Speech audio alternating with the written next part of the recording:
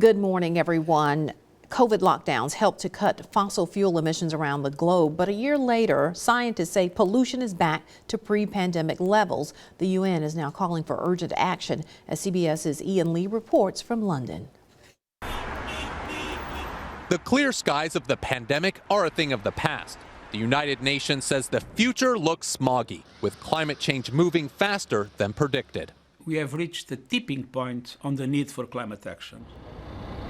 A UN report card finds none of the world's major economies is making the grade when it comes to cutting greenhouse gas emissions, even though nearly 200 nations pledged to make big changes under the Paris Climate Accords in 2015. This report shows just how far off course we are. To get on track, companies around the world are looking at green solutions. They're producing more solar and wind power. Those are penetrating into energy systems quite fast around the world at the moment. They're falling in cost extremely rapidly. In the United States and Europe, scientists are experimenting with fusion that paved the way for carbon-free power. Iceland unveiled the world's largest plant that sucks carbon dioxide from the air and stores it underground. Scientists warn if more solutions don't come quickly, we can expect more extreme weather, like droughts and fires, deadly heat waves, and devastating hurricanes. Ian Lee, CBS News. Americans buy about 5 times more clothing than they did in 1980. One study suggests we wear each item an average of just 7 times. The increase can be tied to fast fashion, trendy designs that are mass-produced at low cost. So where do all those clothes end up? The U.S. leads the world in exporting used textiles. More than 1.5 billion pounds are shipped out of the country every year. Deborah Pata followed some of those donations to West Africa. Have you ever wondered where the clothes you throw away end up? Some of them travel thousands of miles to Ghana.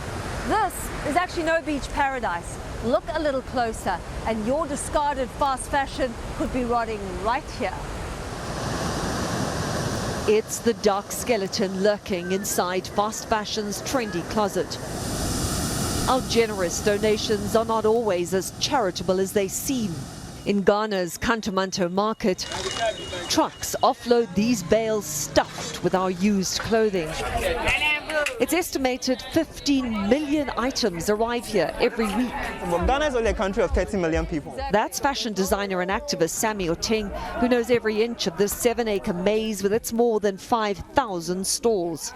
Before, they used to have good quality clothes, but now there's a lot of trash and a lot of very low quality clothes. He upcycles garments from Kantamanto, but says increasingly these synthetic fabrics cannot be salvaged, let alone resold. The whole fast fashion module is built around building cheap clothing. And the US is the biggest culprit, exporting more second-hand clothing than any other country on earth. I can't even lift this bag. It's so heavy, stuffed with clothes from America. The bales cost traders anywhere between $25 to $500. Untangling them is a tense tussle, as they have no idea what's inside. It's the luck of the draw. Trader Zaliatu Asare is barely breaking even. That's a nice one. Sometimes making as little as $10 after gambling on garments that have no second life. They're known as Obroni Wawu, which means dead white man's clothes. Dead man white clothes. Why? You'd have to have died to have given away so many clothes. We found everything from big-name brands to personalized T-shirts like this one from Pennsylvania. This T-shirt was clearly made very recently. It references COVID and has already made it thousands of miles to Ghana. Ghanaians do a remarkable job with our cast-offs. Tailoring, color washing, and even tie-dyeing them back to life. But it's not enough to reduce the glut of clothing created by our addiction to fast fashion. So effectively, Kantamanto is highlighting America's waste problem. Exactly. Excess. Exactly.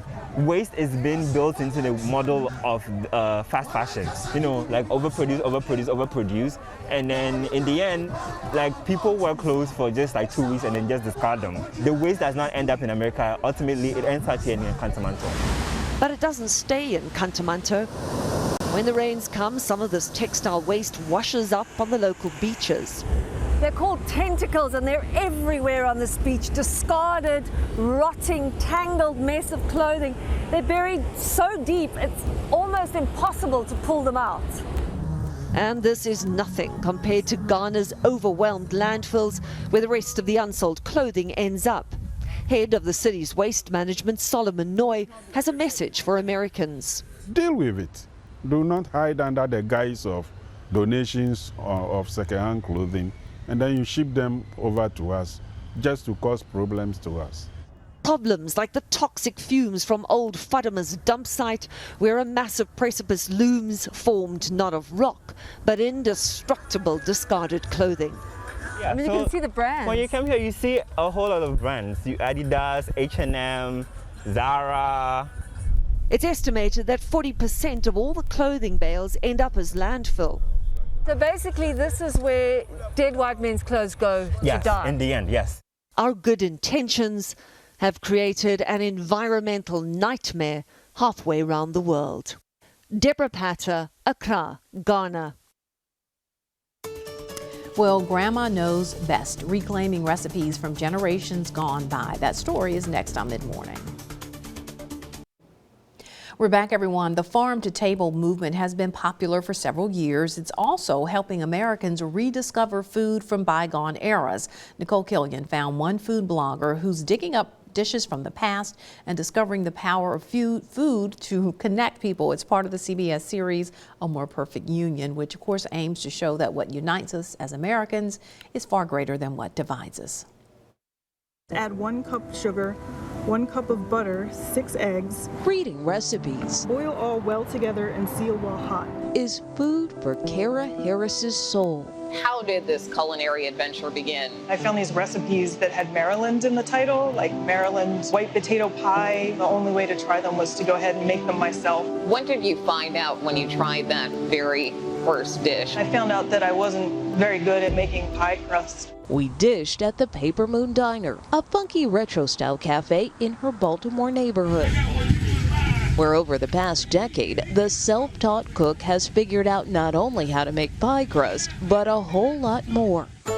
The Maryland native has transformed her foodie fascination of unearthing hometown dishes into the blog Old Line Plate, with a database of more than 40,000 recipes. Baltimore caramels, essentially a recipe for fudge, vinegar candy, Maryland fried chicken, deviled crab. She's taken local cookbooks dating back decades and methodically mapped out the origin of each recipe. Harris's extensive research comes from her collection of 200 cookbooks and long hours at Baltimore's historic Pratt Library to discover and ultimately share the history of some of America's most iconic and long-lost foods. Is this a hobby for you? Is it a passion? I guess both. I see it as a hobby. I tell people that it's like building model cars. I want to continually get better at it.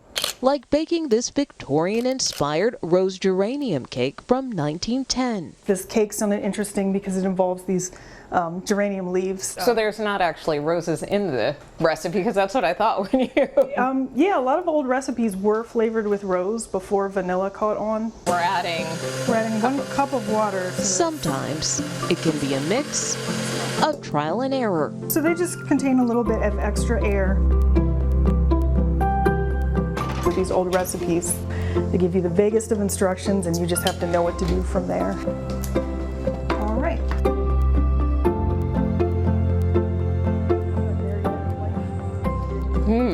This is very delicious. It's very light. Here we go. In other instances, it's a matter of going straight to the source. But Mama knew how to get on that stove and just work it. Like when Kara tracked down Bertha Hunt to chronicle a centuries-old family recipe for Southern Maryland stuffed ham. What did you think when you first got that call asking for your recipe? I was shocked, and this means a lot to me. It's been from generation to generation to generation, and with me, with my mom, and it came down from slavery. You must remember, my great-grandmother was a slave. I put the cabbage, the kale, and the onions. Then I put my seasonings in. You stuff it. You have to wrap it. I boiled it. That's the finished product right there. I hope it's not too hot for you. I really do. This is very flavorful. Season with salt and pepper. But to get a true taste for why Kara does this, It's a lot more than finding these recipes. Absolutely. It's finding the people too. I don't own the recipes, but I love connecting with people about the food that means a lot to them. and that's the key ingredient.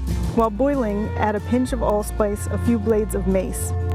I'm Nicole Killian in Baltimore. Still to come on Mid-Morning, a design more than 60 years in the growing. We'll show you a little later.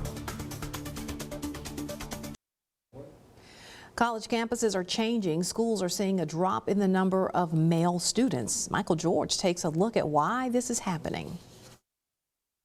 When Marcus Pickens graduated from high school, he went to college, but ran into challenges almost immediately. Once I got into college, I was having significant financial problems. So I ended up having to work 7 days a week. So I ended up having 2 jobs. The workload became too much and Pickens dropped out. His decision is part of a growing trend. About 4 in 10 college students are men. Colleges and universities have lost 1.5 million students over the past 5 years, and men make up 71% of the decline. It appears that will continue. The group Common Application says women filed 1 million more college applications this year than men.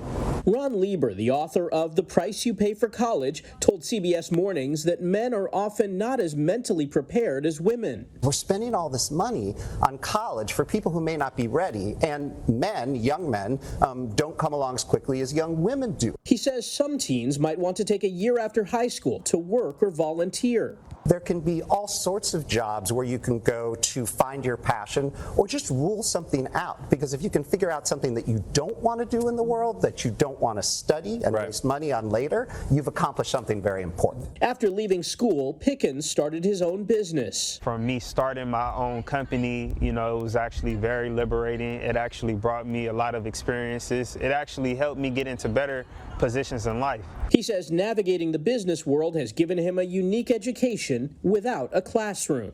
Michael George, CBS News, New York.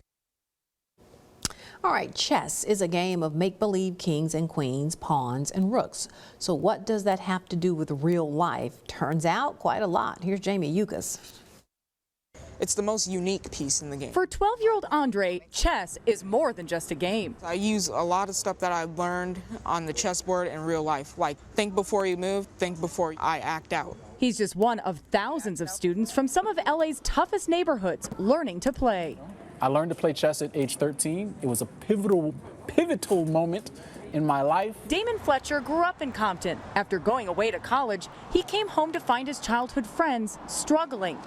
Some of them had fallen into the prison system, gang life, and drugs. And I just wondered, why did I have such a different outcome? And it was chess. Very good. I'm glad. He started Train of Thought to help kids of all ages find their inner king or queen. Every game of chess is 75 to 100 moves. And every single move that your opponent makes presents a new problem for you to solve. Kids are just having fun. They don't realize that they're solving problems. The answer is always there. How do you teach a 5-year-old how to play chess? We actually have a really cool story that we use to help kids that age set up a chessboard for the first time.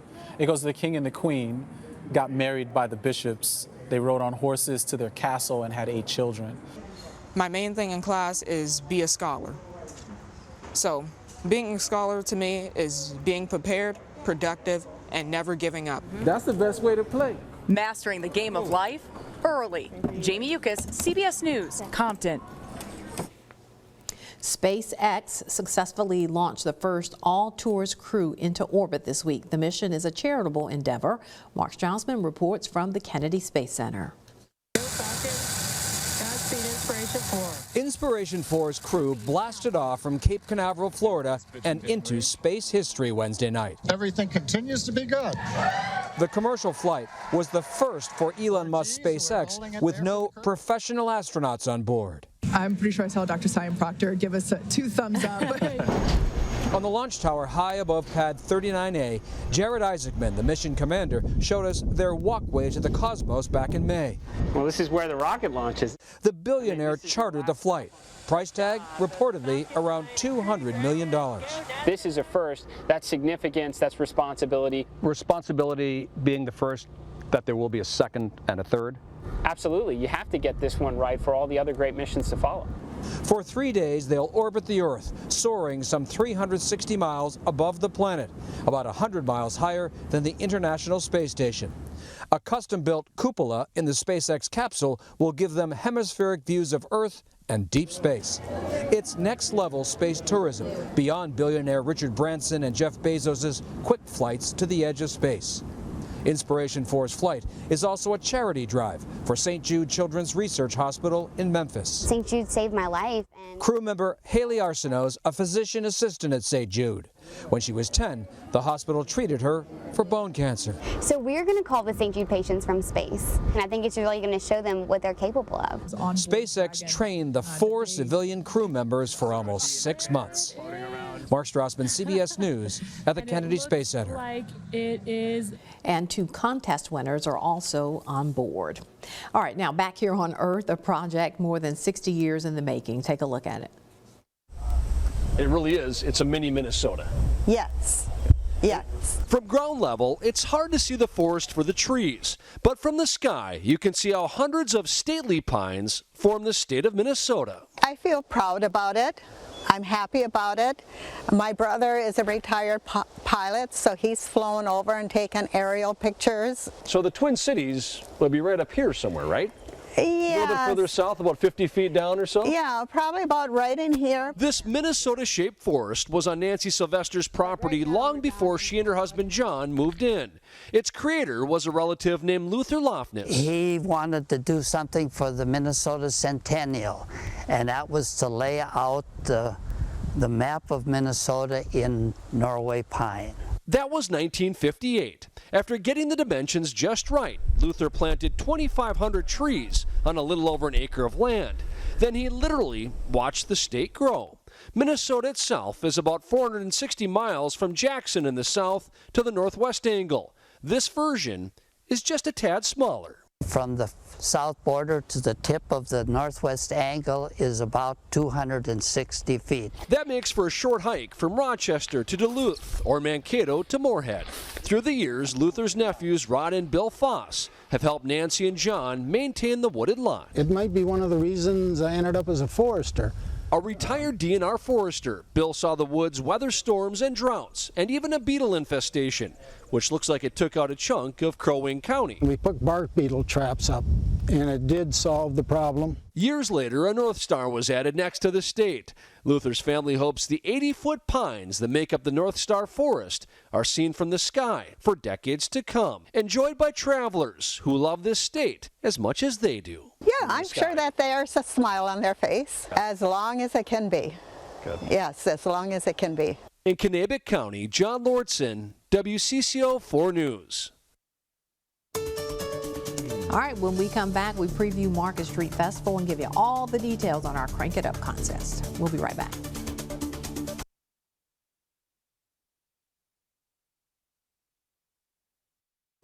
All right, welcome back, everyone. Rain or shine, plan to come out Saturday and join vendors for the Columbus Market Street Festival. Now, Market Street, now postponed from May of 2020 and May of 2021, will take place in downtown Columbus. The festivities will actually kick off tonight at the Columbus Soccer Complex with a concert beginning at 6 o'clock. Saturday begins with the 5K down at the Riverwalk, and that starts at 8 o'clock. Then from 9 a.m. until 5 p.m., historic downtown Columbus will come alive with arts and crafts, vendors, fun activities, food, and of course, live music. And we are again going to be cranking it up. Our yearly contest will be back on Saturday. WCBI General Manager Derek Rogers is here to tell us how it will work this year. And it will be a little different. So Derek, thanks for being here. Hey, it's great to be here. So technology has caught up with us in 2021, hasn't it? It has. The car is a 2011 Nissan Maxima. And that is a push button car. Aha. So we don't actually have keys. So are we going to push the button? So we've changed things up a little bit. Okay, how will it now work? We've got a big giant board with 50 keys on it. Okay. And each one of the contestants will get to stand up and pick the key that they want to see if it's the magic key. Gotcha. And if it's the magic key, they win the car. They win the car. All right, so it should be fun. So still the same suspense involved in it. People like to get in there and sort of crank, but this will be suspenseful as well. Absolutely. Because, you know, if you find out it's not your key, then it just moves on to the next person. Moves on to the next one. So we've already got our qualifiers all together. So how will the contest work tomorrow? Well, what we're going to do is everybody who's pre-qualified will come in between 9 and 11 and check in. Gotcha. And then we will take at least 10 qualifiers from the crowd. Okay. And they will also drop their name in the bucket from 9 to 11. About 11 o'clock, we will start drawing names. Okay. And if you get picked, then you get to be in the contest and you get to pick a key.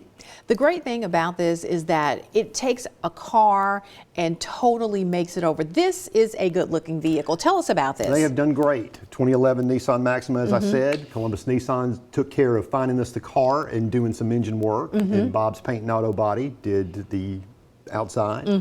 And Miller's OK Tire did those tires that just came up. And Audio Advantage did the sound system. Just our regulars, they've been with us for years. They've done a great job on this one. We always like to joke that there's going to be a thumping new sound system in it, and it probably will, but we don't want to hear it cruising through the streets of Columbus, your thumping sound system. Yeah, right. Keep it just in the car for you and the That's right. person that's in the car. So again, this is always a really popular contest. People, even the great. people who don't qualify, it's fun to just come and watch it. It is, and we always have a really great crowd for it. And it's so much fun. It's one of the most fun things we do. So I think. will it be in or near our parking lot? Yes, we'll be in our parking lot. Just like always, we're going to practice social distancing. Sure. We're going to have everything spread out. And that's another reason why we weren't going to have 50 people get into the car, just to stay away from everybody and be safe. And so they'll just get up and pick their key. Pick their key. All right, so this will be a lot of fun. So come on down to Market Street Festival tomorrow for the Crank It Up concert, Crank It Up contest, or it may be a concert. Someone may sing. You never know. Allie's hosting, so it's there entirely could be possible. some singing with a really cool vest on. Remember, we'll take 10 qualifiers tomorrow, so come on out and you might get lucky to join the rest of them. All right, looking forward to it. Thanks, Derek. All right, stick with us. We'll be back to wrap things up. All right, be sure you stay connected with us. We're on Facebook, Twitter, and Instagram, and we hope to see you at Market Street Festival tomorrow. We'll see you next time.